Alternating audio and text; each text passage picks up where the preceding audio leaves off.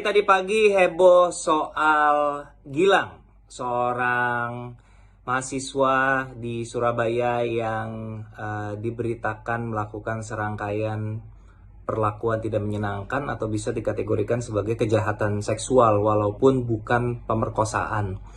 Lalu yang membuat orang lantas ramai ke gue adalah ada foto gue berdua sama dia. Jadi gue mau menjelaskan sesuatu tentang foto itu dulu ya, biar jelas. Gue nggak pernah dia bungkus. Jadi, kenapa gue bisa foto bareng sama dia? Sebenarnya sederhana sekali. Gilang itu, pertama gue tertarik, dia menarik perhatian gue gara-gara dia bikin review film Imperfect. Tulisannya bagus banget. Dia nge-review Imperfect dengan sangat detail, sangat bagus sekali. Terus, gue mulai siapa nih kok nge-review filmnya bagus gitu. Kemudian dia nonton film Imperfect sampai 12 kali di bioskop. Sebuah kejadian yang gue belum pernah alami di hidup gue. Ada orang yang nonton sampai 12 kali gitu. Di bulan Februari lalu ketika gue ada event di Tunjungan Plaza Surabaya, dia nge-DM, gue lupa kata-kata persisnya apa, pokoknya cuman kayak aku datang ya gitu. Terus ketika ketemu dia ngajak foto. Sebagai seseorang yang filmnya ditonton 12 kali sama penonton, pasti merasa dihargai, merasa respect lah gitu. 12 kali nonton film gue, masa iya foto bareng gue nggak kasih, aneh banget gue gitu kan. Ya udah, selesai sampai di situ, gue upload sebagai bentuk apresiasi, gue terima kasih udah nonton film gue 12 kali. Ketika beredar pagi ini, gue cek akun Instagram dia udah nggak aktif.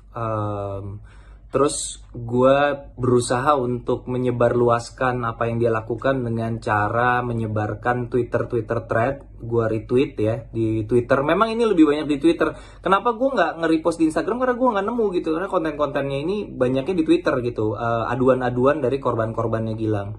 Jadi berbagai cerita, barang bukti, screen capture, foto-foto yang ada di Twitter, gue coba sebarluaskan. Tapi intinya sih gue mau ngomong dua hal dari kasus Gilang yang ramai hari ini. Yang pertama adalah kekerasan seksual bukan hanya menimpa perempuan. Lo bisa lihat sendiri dalam kasus ini pelakunya adalah laki-laki, korbannya adalah laki-laki.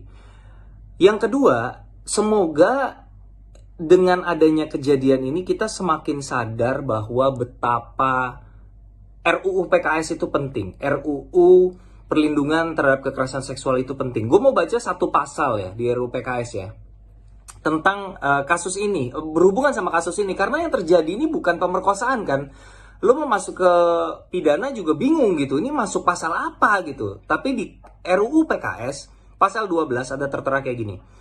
Poin 1, pelecehan seksual sebagaimana dimaksud dalam pasal 11 ayat 2 huruf A adalah kekerasan seksual yang dilakukan dalam bentuk tindakan fisik atau non-fisik kepada orang lain yang berhubungan dengan bagian tubuh seseorang terkait hasrat seksual sehingga mengakibatkan orang lain terintimidasi, terhina, direndahkan, dipermalukan. Poin 2, pelecehan seksual sebagaimana dimaksud dalam pasal 11 ayat 2 huruf A tadi adalah delik aduan, kecuali jika dilakukan terhadap anak penyandang disabilitas dan anak dengan disabilitas. Artinya apa? Artinya sebenarnya korban-korbannya Gilang bisa mengadu ke polisi seandainya RUU PKS ini adalah undang-undang. Jadi semoga hikmahnya dari kasus inilah kita bisa melihat betapa kekerasan seksual itu tidak sesederhana pemerkosaan. Kekerasan seksual tidak harus berkaitan dengan ancaman. Seringkali dalam banyak kasus tidak ada penetrasi seksual, tidak ada ancaman penghilangan nyawa, tapi itu semua bisa dalam bentuk intimidasi, dalam bentuk psikis ya kan, yang mengakibatkan sebenarnya yang udah dilindungi oleh undang-undang tadi adalah mengakibatkan orang lain terintimidasi, terhina, direndahkan atau dipermalukan. Jadi gue cuman berharap setelah kejadian ini kalau kedepannya teman-teman melihat ada perjuangan soal RUU PKS, now you know why it is important and why we all need to support it.